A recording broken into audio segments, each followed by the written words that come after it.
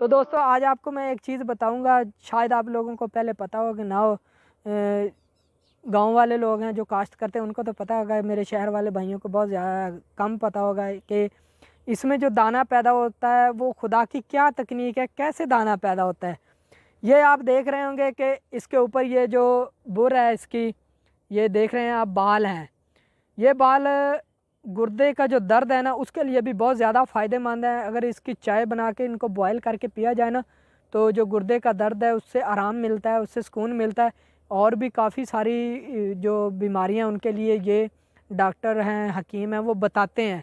मैंने खुद पिया है, मुझे भी गुर्दे में दर्द थी लेकिन अल्हम्दुलिल्लाह मैं ठीक हूँ, तो मैंने खुद भी पिया है। इसका कनेक्शन सारा जो है ना, ये जो बाल हैं इनका कनेक्शन सारा इस सिट्टे के साथ है। ये जो आप देख रहे हैं ऊपर बूर लगा हुआ है इसके, इस पे जो बूर होता है वो जब तक इस सिट्टे पे गिरता रहता है ना, इस सिट्टे पे और इन बालों में गिरता रहता है, जितना वो बूर इनमें गिरेगा उतना ही दाने की पैदावार जो है वो इस छल्ली के अंदर, इस सिट्टे के अंदर ज़्यादा होगी। ये अल्लाह का कनेक्शन है, खुदा का कनेक्शन है इसमें। हमने तो सिर्फ आपको मालूमात देनी थी, लेकिन ये जो मेहरबानी है वो अल्लाह ताला की है। देखें अल्लाह ताला इंसान के लिए कैसे कैसे रिज़्क़ के जो बहाने हैं वो पैदा कर देते हैं। तो ये देखें अब इसके ऊपर से जो मुकम्मल जो है ना वो बूर वो जड़ गया है, क्योंकि अब जितना इसके ऊपर बूर था वो गिर गया। अब आपको नज़र आ रहा होगा कि कुछ नहीं इसके ऊपर से गिर रहा, ये सिर्फ अब ऊपर सूखा सिट्टा ही रह गया है। ये सूख जाएगा, जब ये खुश्क हो जाएगा ना तो नीचे से जो छल्ली है वो बिल्कुल पक के तैयार हो जाएगी, मकई की फसल बिल्कुल पक के तैयार हो जाएगी। अस्सलाम वालेकुम दोस्तों, मैं हूं आपका दोस्त, आपका भाई मोहम्मद अवैस भट्टी, और आप देख रहे हैं मेरा यूट्यूब चैनल भट्टी विलेज लाइफ। तो दोस्तों जैसा कि आप लोगों को पता है कि मैं आपको फसलों के मुतल्लिक इन्फॉर्मेशन देता हूं, तो आज मैं आया हूं खेतों में। जो ज़मीन हमने ठेके पे लीज़ पे ली हुई है वहाँ पे आया हूँ, और एहसान भाई के पास आया हूँ मकई की फ़सल के मुतल्लिक मालूमात लेने कि जो मकई की फ़सल है वो कितने महीने की होती है, उसकी आमदन कितनी होती है, उसका ख़र्चा कितना होता है, साल में हम वो जो मकई की फ़सल है वो कितनी फ़सलें ले सकते हैं अगर हम मकई काश्त करें तो दोस्तों जो भी काम करना है हमने इंशाल्लाह अच्छे तरीके से करना है, ताकि अल्लाह ताला हमारे रिज़्क़ में, कारोबार में बरकत फ़रमाए। और दोस्तों मेरे पीछे ये आप देख रहे होंगे कमाद की फ़सल भी है, हम इसके मुतल्लिक भी आप लोगों को बताएंगे अपनी अगली वीडियो में। तो आप लोगों से दरख्वास्त है, बहन भाइयों से, कि मेरी वीडियो को एंड तक लाजमी देखा करें और मेरे यूट्यूब चैनल को सब्सक्राइब करें और बेल आइकन के बटन को लाजमी दबाएं, ताकि आने वाली नई जो मेरी वीडियो हैं उनका नोटिफिकेशन और उनकी मुकम्मल इन्फॉर्मेशन आप तक पहुंचती रहे। तो दोस्तों आप मेरे पीछे ये मकई की फ़सल देख रहे होंगे, ये मकई की फ़सल जो है ये 4 माह की होती है।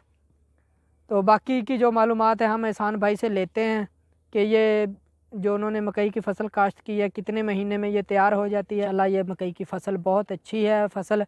ये जो छलियाँ हैं ये देखें माशाल्लाह बहुत ही प्यारी छलियाँ हैं। जो इनका अंदर दाना बना हुआ है वो भी बहुत अच्छा है। ये हम पूछते हैं एहसान भाई से कि जो इन्होंने मकई काश्त की है उस पे इतना इनका कितना खर्चा आया है, जो मकई का बीज इन्होंने ख़रीदा था वो कितने का एक बैग आया है जो 1 एकड़ में लगता है। जी तो अस्सलाम वालेकुम एहसान भाई, क्या हाल चाल है आपके? वालेकुम अस्सलाम अवैस भाई। और सेहत तबीयत ठीक है? अल्हम्दुलिल्लाह शुक्र है। तो ये मकई की फ़सल आपकी है? हाँ जी। तो एहसान भाई आपने ये जो मकई की फ़सल काश्त की है, सबसे पहले तो आप हमें ये बताएं कि ये कितने महीने की फ़सल होती है?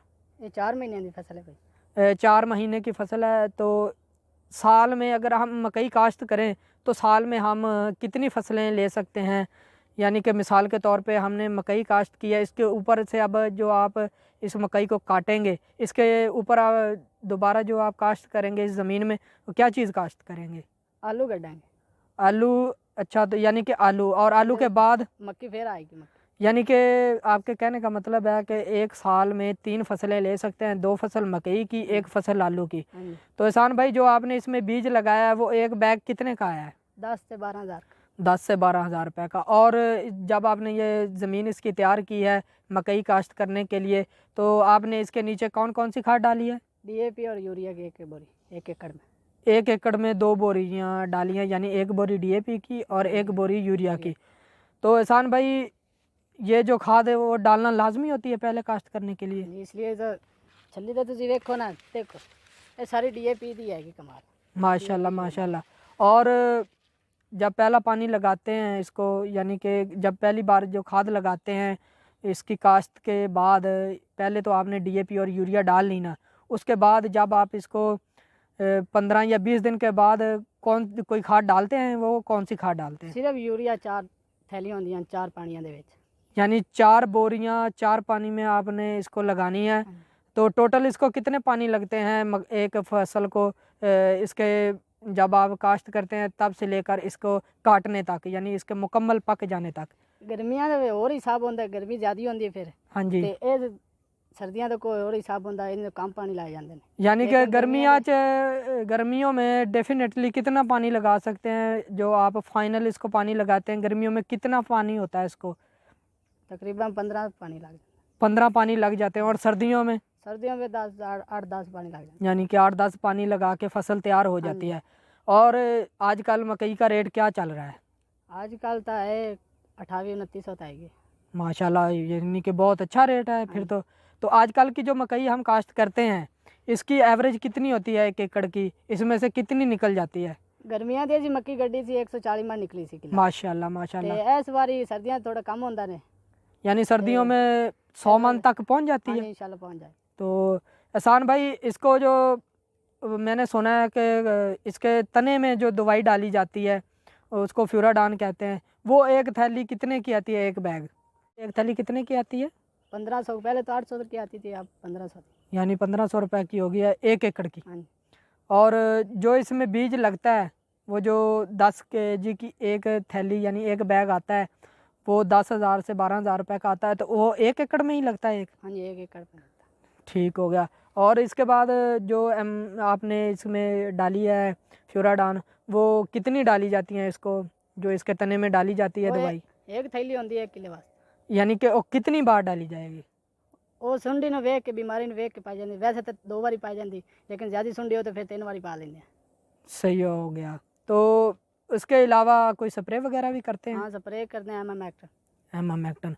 तो वो एमामेक्टन मैंने सुना है कि मिक्स करके भी डालते हैं फ्यूराडान में इसके तने में, अगर ज़्यादा सुंडी हो तो? हाँ जी, वो मिक्स की जाती, वैसे स्प्रे कर देंगे। ठीक हो गया। तो इसके अलावा आपने इसको क्या डाला है? इसके अलावा कौन सी खाद, क्या कुछ डाला है इसको आपने? इंदे एक किले च एक दूसरा पोटास दी बोरी पाई है, हाँ जी। होम्योक एसिड पाया ते सल्फर पाई एक थे।